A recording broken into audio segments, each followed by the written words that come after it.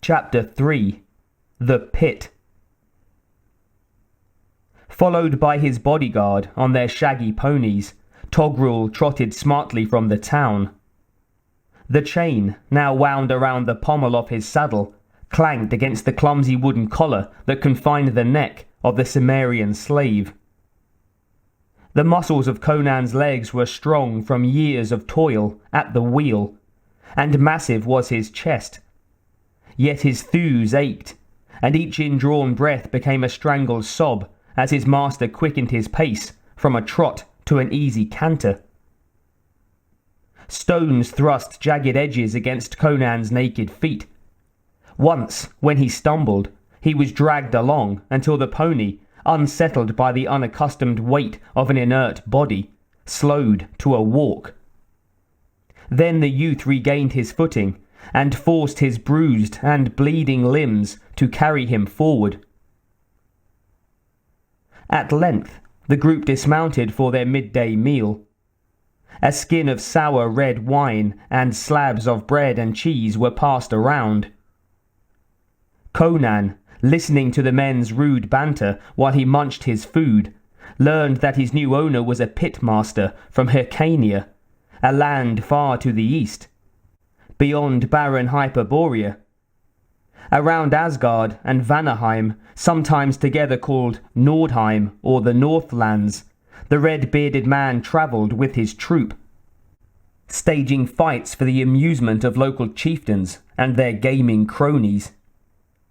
Sometimes he lured, with promises of gold, neighbourhood champions to do combat with his pit fighters, slaves all, whose final adversary was always death.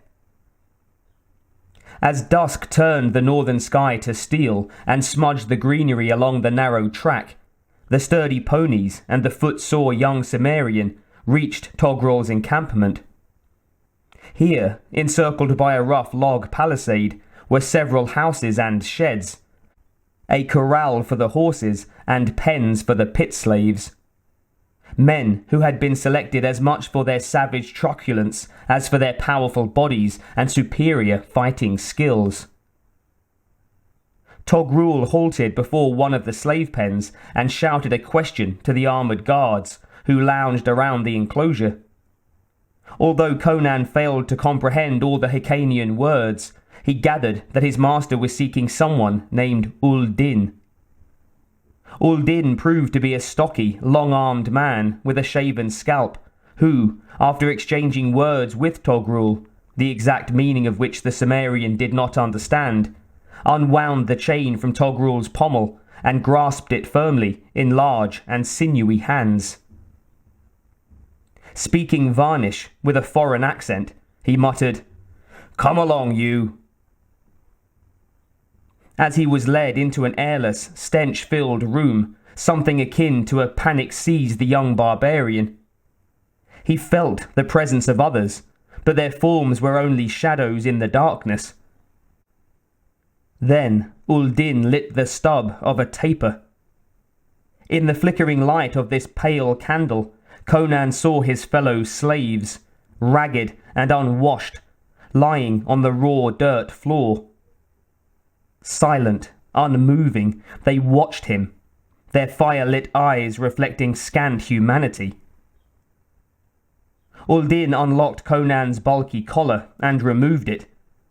Then he faced the travel-worn youth. "What is your name?"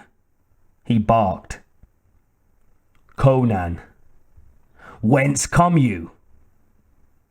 "I'm a Cimmerian." "Why am I here?" "To learn to fight," said Uldin. "What do you know of fighting?" "Nothing," growled Conan. "I was captured 8 summers past, and I've been pushing that cursed mill wheel ever since. Before that, sometime, I fought with other boys." "Then we'll start with bare-hand fighting. Take off your shirt." The Cimmerian obeyed, peeling off his coarse tunic carefully, lest the rotten fabric tear beyond utility. The trainer studied Conan's body critically, raising the taper to complete his task. "The wheel gave you good shoulders," he grunted. "Try to throw me."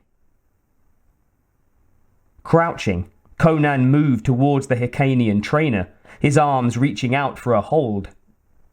He never understood what happened next. The short man slipped out of Conan's grasp as if he had been a column of smoke. A moment later, a foot caught the Cimmerian's ankle and sent him sprawling. "Again!" commanded Uldin, as the befuddled youth struggled to his feet. Conan advanced cautiously, thinking, "I'll seize his neck and throw him across my hip, as we used to do as boys."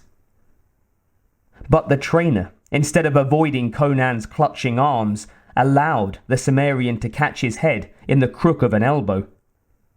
Then, lithe as a panther, Uldin threw himself backwards, pulling Conan forward above him. As Udin fell supine, he doubled up his legs, planting his feet against Conan's belly, and shoved violently upward.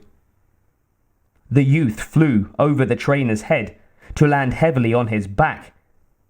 Uldin rolled to his feet and stood looking down at him with a crooked grin. Conan rose, snarling like a wolf at bay. "Crom, damn you!" he spat, and rushed upon Uldin again, only to go sprawling once more. This time, when Conan got up, he found Uldin grinning at him like a bald-headed ape. "Go on, hate me," rasped the Hyrcanian. "Hate will make you a better fighter, but you have much to learn. Tomorrow, we'll get on with the first lesson." Throughout that summer, Conan learned to fight for his life. In the pit, it was fight or die. Conan fought and lived. Conan did not become intimate with his fellow pit fighters. As one of them confided early in his training, it was senseless to make friends with a man you might have to kill, lest you be killed by him. The first time Conan was dropped into the pit, he gave a swift, all-encompassing glance around the place of death or triumph. With others of Toghrul's troop, he had been taken in chains to Scaun, a town of the Vanir. Here, the fighters were herded into a high-roofed, barn-like structure, wherein fires smouldered in beds of charcoal to lessen the biting chill of early autumn. The pit was 10 paces long, 5 wide, and as deep as the height of a man. The edges were hung with crudely figured shields and standards of hide, painted in cranberry red, cerulean blue, and raw earth tones. Looking up from the enclosure, Conan saw a ring of Vanir chieftains, sitting on crude benches and guzzling ale from cups of horn. When they tired of handling these vessels, they thrust the horn points into the soft earth at their feet. Torches set in brackets encircled the upper reaches of the pit. The fitful light gleamed on the red manes and ruddy faces of the men, and glinted on their bracelets and pectorals of gold and silver, embellished with uncut gemstones. Smoke hung heavy in the air, cummingly with the reek of ill-tanned hides and baggy woolens, stiff with dirt and rancid sweat. The chieftains laughed, hooted, drank heavily, and bawled obscene jests.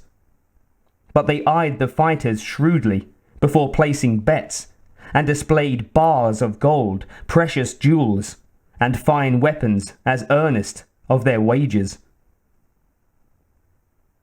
Half a dozen fighters stood against the far wall of the pit, a group of powerful men, naked save for dirty clouts.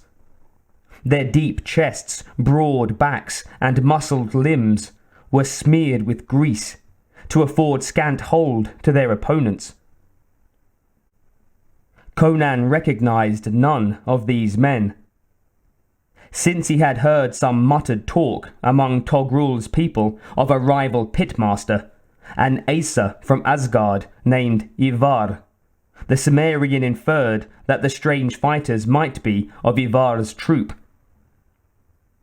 A second glance upward at the swilling, shouting Vanir showed Toghrul standing to one side, talking with a fellow whose tawny beard was streaked with grey. Conan could not hear their words as they gestured and pointed to the line of slaves in the pit. But presently Uldin and two other men clambered down a ladder and hustled out all save the fighter who had been chosen for Conan's adversary.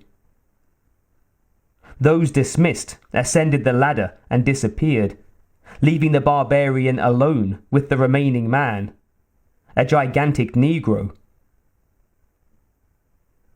Conan stared. He had never before seen skin of ebon hue. 1,000 leagues or more to the south, in the land of Kush, his father had told him, such men were said to live.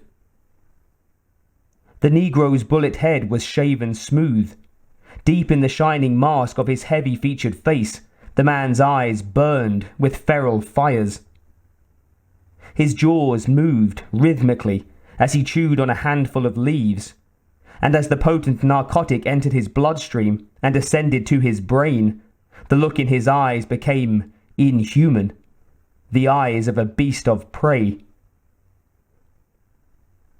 Pretending to be feckless and bewildered, the young barbarian studied his opponent. The black was a magnificent specimen of savage manhood, his oiled body gleaming in the firelight like a statue carved from obsidian.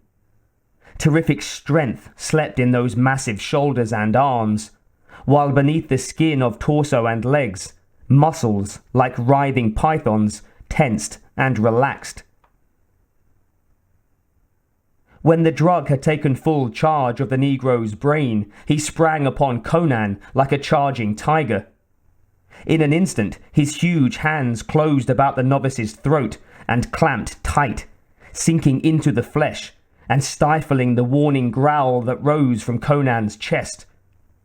The Cimmerian's hands locked on the wrists of the black, and the two struggled together in a dance of death, swaying back and forth in an embrace as intimate as that of lovers. The Vanir chieftains howled with excitement. Conan fought desperately for breath, tensing the corded muscles of his throat. His lungs were afire. A red haze thickened before his eyes. The Negro leaned close, his thick lips spread in a lurid grimace that exposed yellow teeth filed to fang-like points. His hot breath, sickly sweet with the effluvium of the drug, fanned Conan's brow. The black's face came closer still. Now the combatants swayed cheek to cheek as the Kushite strove to reach Conan's jugular vein with his fangs. Suddenly, Conan released his grip on the Negro's wrists, planted his palms against the other's chest, and shoved, as once unaided, he had pushed against the spokes of the wheel of pain. His massive thews stood out in bold relief beneath the bronzen hide of his huge arms. For long years of toil at the wheel had hardened them, as iron is hardened under the hammer of the smith. Amazement flickered across the black's visage when, despite the enormous power of his own solid arms, he was slowly thrust away until his fingers slipped off the corded muscles of his opponent's neck. In that instant, Conan seized the black's wrists again and, bending double, pulled the man over his back. The giant Negro flew over Conan's shoulders to thud heavily against the packed earth. The Kushite regained his feet almost at once, but during that brief respite, Conan had sucked precious air into his starved lungs. Now the two circled warily, knees bent, legs spread, and clutching arms wide. Blood trickled down the Cimmerian's chest from punctures in his throat made by the black's sharpened nails. Sweat ran down his forehead and seeped, stinging, into his eyes. He shook his head, causing his matted mane to lift as he tried to shake the sweat away. Bloodlust flamed in the black man's eyes. Grinning his fanged smile, he sprang, cat-like, at Conan. But the young Cimmerian was ready. He twisted lightly aside, and, as his opponent flew past, brought one balled fist down on the nape of the other's neck. Half stunned, the black fell to his knees, while the throng yelled hoarsely. Some shouted in amazement, others in anger, as they saw their wagers fade away. Still others roared encouragement, for never had they seen such a fight between an untried youth and a proven champion.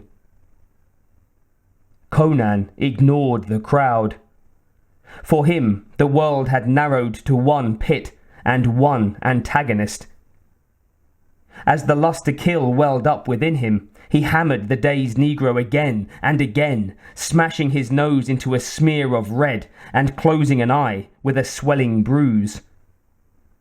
Then the black sprang back and, bending nearly double, hurled himself at his adversary. His bullet head slammed into Conan's belly, driving the youth back against the boards that lined the wall of the pit. The Negro's partisans went wild with cries of "Junga! Junga!" As Junga closed with the Cimmerian, Conan seized one ebon arm. Ignoring the pain in his belly, he wrenched that arm behind its owner's back and pulled up with all his might. The black screamed like a speared stallion as sinews tore from their moorings and the bone was twisted from its socket. He slumped to his knees, his dislocated arm hanging uselessly. Then Conan got his hands under the black's armpits and slammed his head into the wall of the pit. The onlookers fell silent with tension, and in the silence they heard a sound like the snapping of a stick. Conan had broken the Negro's neck. Swaying with exhaustion, Conan let the twitching body slide to the ground. He staggered away, bracing himself against the pit wall, and gasped for air. The crowd went mad. Chieftains ripped off golden armlets and brooches and hurled them into the pit at Conan's feet. But the weary Cimmerian ignored the glittering bounty. Just being alive was treasure enough for a pit fighter.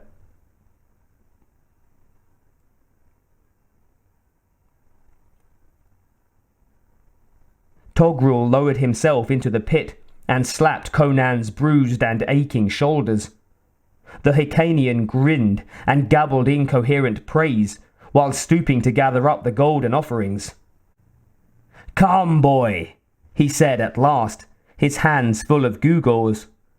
"I always knew you would be a champion. We'll wash those cuts, and you shall have all the ale you can drink." On unsure feet, Conan followed his owner up the ladder and into the tiring room. There, Uldin awaited him with a basin of warm water, a towel, and a pitcher of cold ale. Thus, the young Cimmerian became a pit fighter, a manslayer, battling for his life to feed the bloodlust of the Nordheimers. When Togrul found his takings dwindling in Vanaheim, he moved his people and animals eastward into Asgard, home of the golden-haired Aesir. While the two nations hated each other and lost no opportunity to raid, plunder, and slaughter their enemies, they were united in their love of pit fighting. It was not unusual to see tribesmen from both nations, who had busily savaged each other the month before, mingling in the pit fight sheds, slapping backs, exchanging bear hugs, and trading toasts and wagers.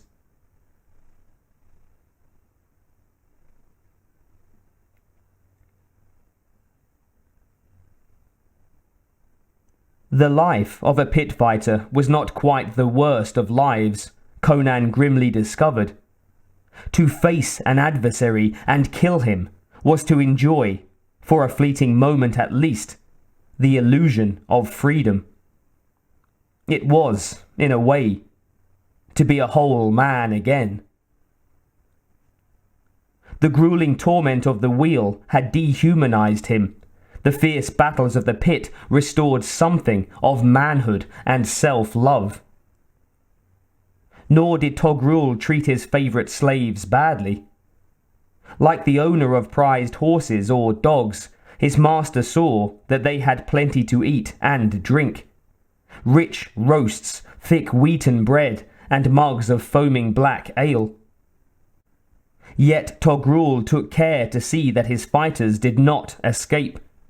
Armed guards watched them constantly and chained them up whenever their master thought there might be a chance of their making a break. Even more intoxicating than the strong ale, the generous portions of food, and the praise of his master were the frenzy of the audience and the adulation of the crowd. Conan learned that life gains an added dimension of intensity when each sunrise may be the last. After each pit fight, he would sleep like an exhausted beast.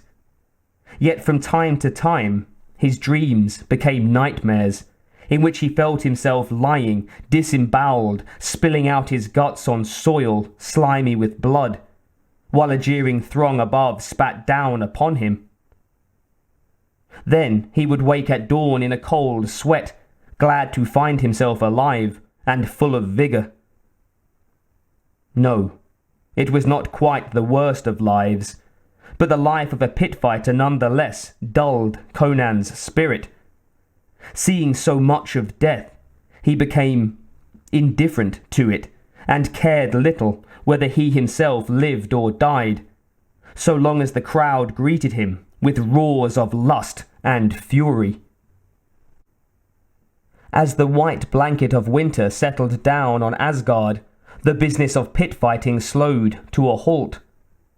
Most of the slaves were kept occupied, building huts to replace their tents. But Uldin the trainer continued to teach Conan the use of weapons other than fists, teeth, and feet. He introduced the youth to the simple staff, a 6-foot length of hardwood as thick as a dog's leg, such as Conan had seen men use in his Sumerian village.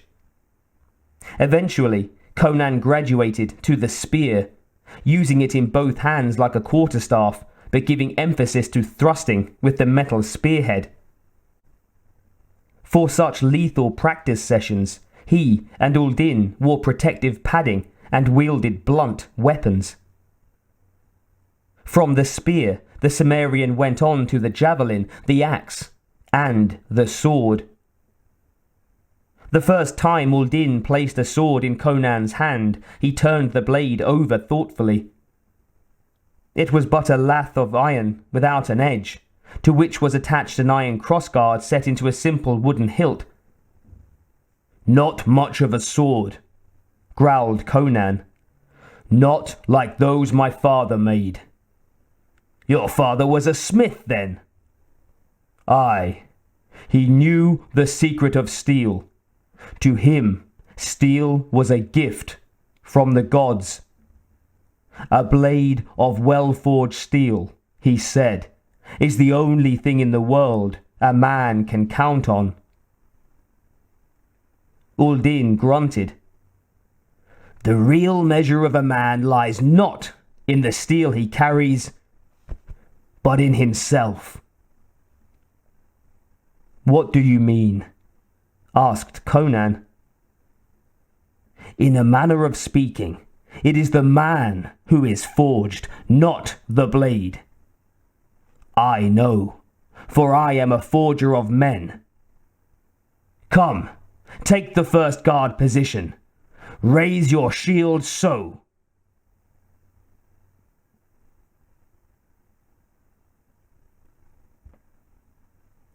By spring, when Togrul pulled up stakes and moved to another section of the country, the young Cimmerian had a working knowledge of all the elementary weapons. So skillful was he in their use that he no longer flung himself on his pallet each night, an aching mass of bruises from Uldine's blows and thrusts. Yet, for all the trainer's well-intentioned discipline, Conan's lot did not grow easier. To satisfy their lust for sadistic spectacles, the Northlanders had devised many cunning ways to rip out a man's life. Sometimes Conan and his opponents fought chained together, distanced only by a girdle's length, each man being furnished with a short dirk and a firm grip on his foe's knife wrist. For variety, Togrul and the other pitmasters would dress their fighters as animals, encasing them in hides or furs and horned helmets in the likeness of beasts, and affixing metal claws to hands and feet. Nor were his adversaries always men. One day, Uldine told Conan, "You're to fight a Hyborian tonight." "What manner of folk are they?" asked Conan, who had heard vaguely that Hyperborea was a land lying east of Asgard. "I saw one once, when we were both slaves of the wheel, but we had no speech in common. Tall, lean, light-haired people, for the most part," said the trainer. "Dangerous foes, reputed to be wizards and sorcerers." On this occasion, Conan and his antagonist were sent into the pit in loincloths and sandals, with short swords in their hands and bucklers on their left arms. Conan was amazed to discover that he faced a woman. She was slim and long-legged, and almost the height of Conan himself, who, now full grown, towered a head above even the tall Vanir and Aesir. The woman's hair, the colour of moonbeams, was woven into a thick braid, and her small breasts were bare. Although her supple body exuded an aura of sensuality, her green eyes were deathly cold. From the way she grasped her weapon, Conan sensed that she was well practiced in her art. The whistle blew, and the fight was on. The combatants circled warily, then engaged. Steel rang on steel and thudded against the wood and leather of the shields, the clatter resounding above the shouts of the spectators. Despite the sinewy strength in the warrior woman's arms, Conan's musculature, toughened at the wheel and hardened in the pit, was decisive. For all her skill and speed and subtlety, Conan stolidly batted her sword aside time after time. A heavy blow knocked the sword from the woman's hand. From the benches above rose a yell of, "Drep! Kill!" For an instant, the woman presented a wide opening, standing immobile as if reconciled to death. Conan hesitated. Among the compelling customs of the Cimmerians, drilled into the boy Conan, was that a man's foremost duty was to protect the women and children of the tribe. Although Cimmerians might cheerfully ambush and murder the men of another clan with whom they were at feud, deliberately to slay a woman who had done no crime was an unheard-of brutality. Conan's hesitation lasted no longer than 2 heartbeats. Then the Hyperborean woman sprang back, retrieved her fallen sword, and rushed upon Conan with renewed fury. When one of her blows gashed his forehead and blood dripped into his eyes, he was hard put to defend himself. At last, fatigue slowed the warrior woman's attacks, striking alternately with sword and shield. Conan beat her back against the wall of the pit. A powerful backhand stroke split her shield and ploughed into her side. As blood gushed forth, staining her white flesh, the young woman cried out and slumped to the rough dirt floor, pressing her hand against the gaping wound as if to hold back her entrails. Conan stepped back and glanced up. Togrul caught his eye, pointed, and made a chopping motion with one blunt-fingered hand. When Conan still hesitated, the pitmaster repeated the unequivocal gesture with greater emphasis. The young barbarian bent over the crumpled woman, who seemed to have lost consciousness. His sword swung up and fell in a chopping blow. Still bent, he thrust the point of his sword into the earth, grasped the blonde braid, and raised the severed head for the enjoyment of the Aeaean chieftains. The crowd roared its satisfaction.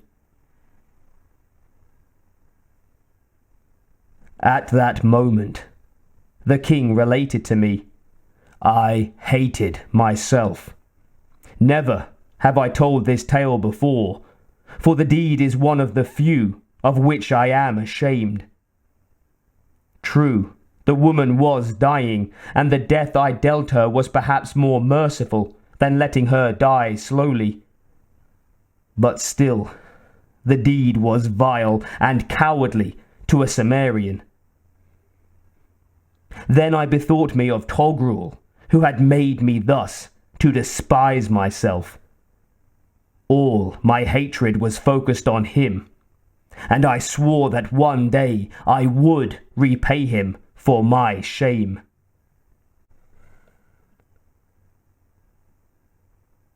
The welted seam along his brow, etched by the Hyperborean woman's sword, was only one of several that scarred Conan's face and body during that summer in the pit.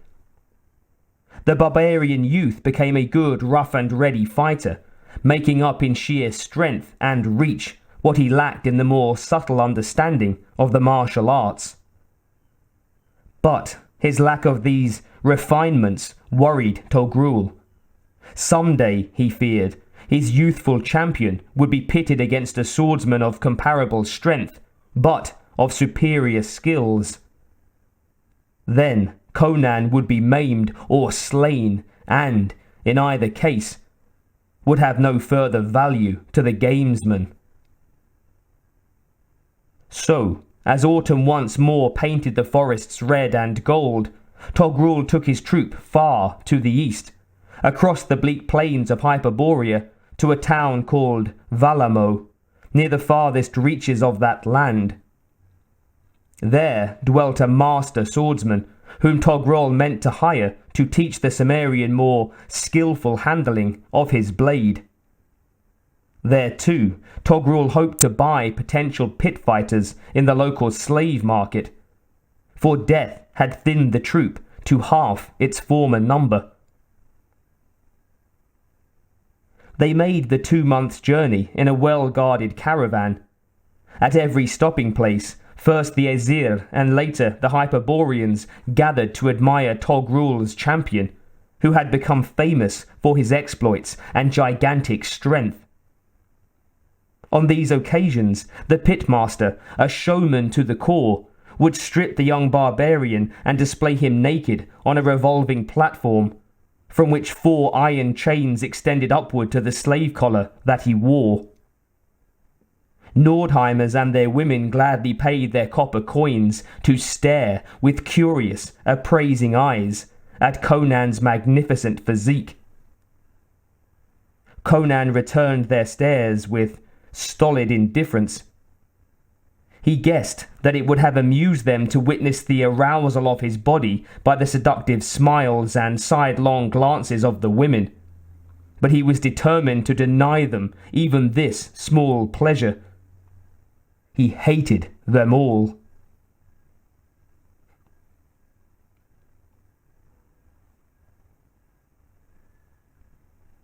At Valamo, on the distant borders of Hyrcania, the master swordsman, a Hyrcanian named Oktar, imparted his secrets to the Cimmerian.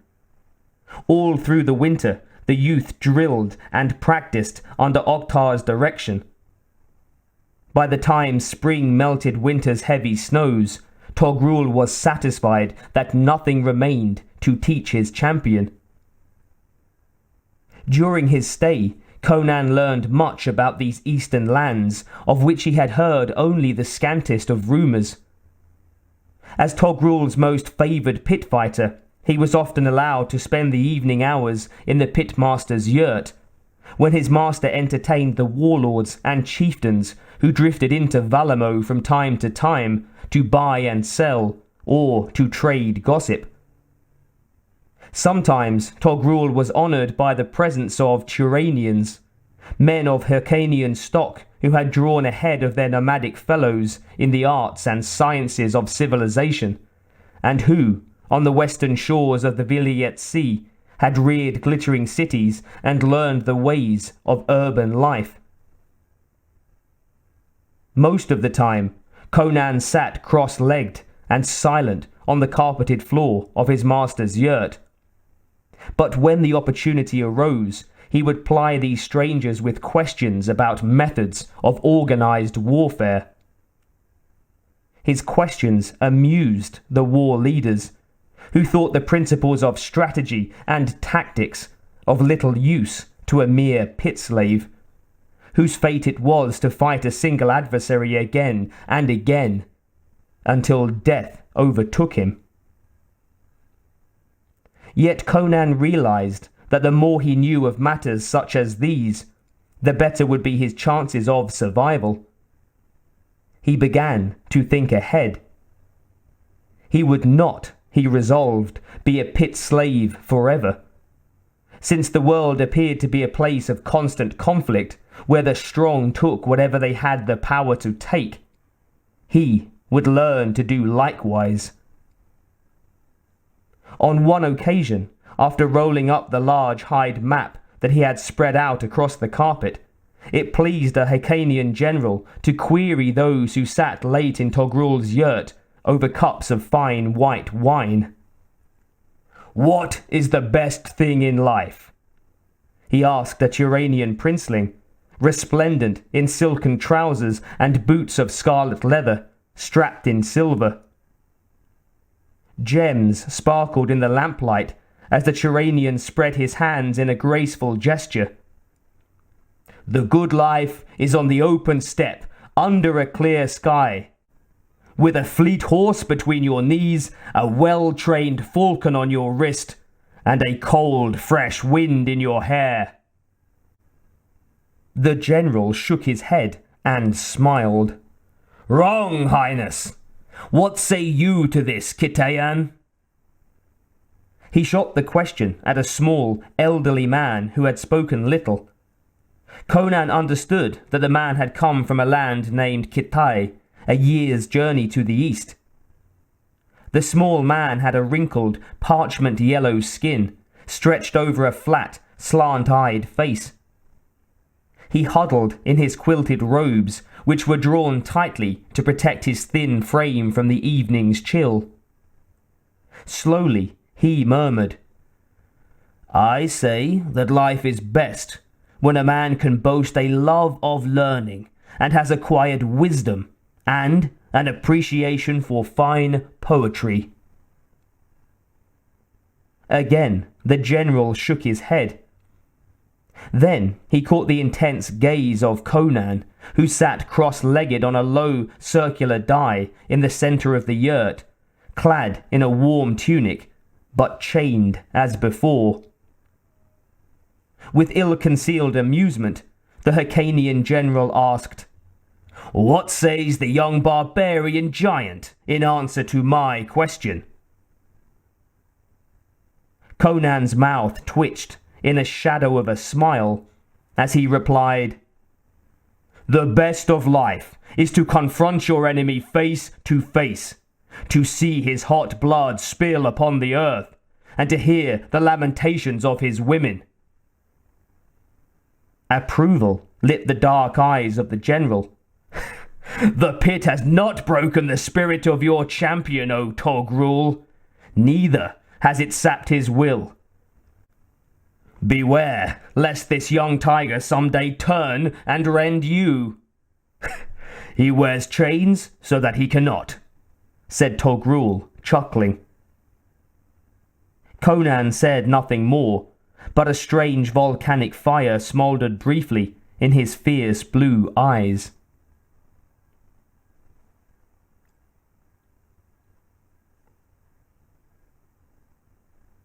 With the coming of spring, Togrul gathered his people and horses for another trek. This time he headed into the west wind, back across Hyperborea to the lands of the Aesir and Vanir. Once again he had a full complement of pit fighters, and he looked forward to a profitable season among the Nordheimers. At length the caravan stopped at the village of Kolari, a mere crossroads encampment. Here, in the lone tavern, traders from near and far rested before continuing on across the steppes and tundras. Kolari lay in a region of rolling hills, and in a hillside cave, Togrul found a place to keep and exploit his champion during his few days' halt. The cave had once been the abode of a holy hermit who had brought to it some amenities and, to deter unwanted petitioners, had fitted a door of iron bars across the entrance. To make the place more comfortable, Togrul added wall hangings and cushions from his own yurt. He locked the Cimmerian within, and for hours every day he stood outside collecting fees from people who wished to gawp at his famous pit-fighting champion.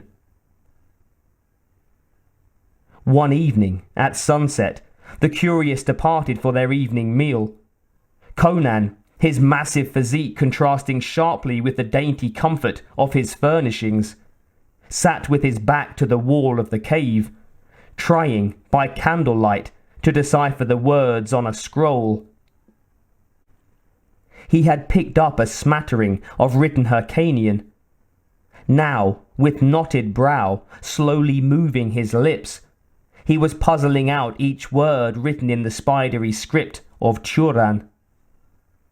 The writing on the scroll was a love poem, which mightily perplexed the youth, even when he understood most of the words. He had never before heard sentiments like these. Presently, Togrul's raised voice drew his attention.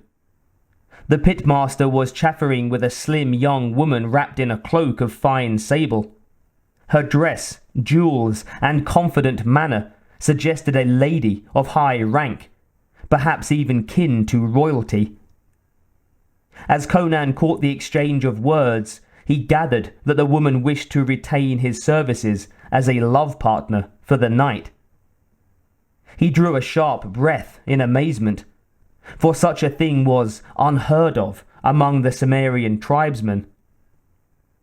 Then his astonishment turned to ire at the thought of his master's gaining riches from such a use of his slave's body. Togrul took the girl's money, unlocked the gate, opened it just enough for her to slip through, then hastily relocked it. As the girl, dropping her fur cloak, approached him hesitantly, the Cimmerian's eyes roved up and down her slender, diaphanously clad form. He felt his blood pound as he stepped forward to meet her. Then he noticed Togrul at the gate, grinning, his eyes ashine in the candlelight. "What are you waiting for?" growled Conan. "To see your performance, Cimmerian," snickered the pitmaster. "To the 9 hells with you," snarled Conan. "There'll be no performance so long as you stand there goggling." The girl spoke in a light, high voice. "Indeed, sirrah, I have paid you well. Now depart, I command you." As Togrul, disappointed, shrugged and strode off, Conan said, "Now, lady, you will have to show me a thing or two. I have some experience at manslaying, but this kind of combat is new to me."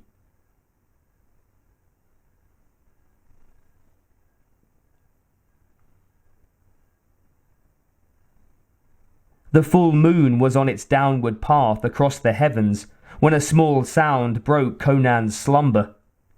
He raised himself on one elbow, staring through the darkness. A faint light came from the declining moon, which shot silvern arrows through the imprisoning bars. As a lazy cloud drifted across the moon, the landscape seemed bathed in lustreless crimson. A heavy silence lay upon the world, as if nature held her breath and waited. Beside Conan, the sleeping girl stirred. The Cimmerian did not know what had aroused him, but his savage instincts warned him of impending danger. Quietly, he reached for his garments and pulled them on. Somewhere, a dog barked, then another. Soon, every dog within earshot gave uneasy tongue. A horse whinnied, then Conan heard a chorus of whinnies. Asses brayed, and restless cattle lowed in their pastures. The entire animal kingdom seemed to cry out a warning of impending disaster. Suddenly, the earth shook. A muffled moan within the ground swelled to a rumbling roar. The ground cracked open. A stream of rocks cascaded down the hillside past the entrance to the cave. The girl woke, screaming, and fumbled for her lover, but Conan, fully clad, was crouching on the cave floor. His outstretched arms braced against the stone wall, as the ground heaved and shook beneath him. Huddled there, he recalled the legends that his father told him about giants in the earth and wondered whether some of them, astir, were causing the catastrophe. The rumble increased in volume until Conan had to shout to the trembling girl, urging her to join him. From Kalari came a continuing ululation of screams as terror-stricken people rushed from their tumbling houses. Behind Conan and the girl, a section of the cave roof collapsed with a thunderous roar, filling the air with rock dust. As Conan, growling curses, seized the bars that penned them in, the ground beneath his feet split open. A line, like black lightning, zigzagged down the rock in which the hinges of the barred gate were set. The gate loosened in Conan's desperate grip as the lower hinge parted from its setting. A violent push, and the gate hung awry. "Get out, girl!" shouted Conan as he forced the gate ajar. The girl squeezed past him through the narrow opening and ran screaming into the night, clutching her furs and flimsy garments against her naked bosom. With another mighty heave, Conan broke the gate loose from its remaining hinge and hurled it down the hillside. As the earth rocked and vibrated beneath his feet, he staggered out into the moonlight and glared wildly at the scene of devastation. In the middle distance, he perceived the houses of Kalari in ruins, and their homeless tenants running aimlessly about, like ants after the obliteration of their nest. "Conan!"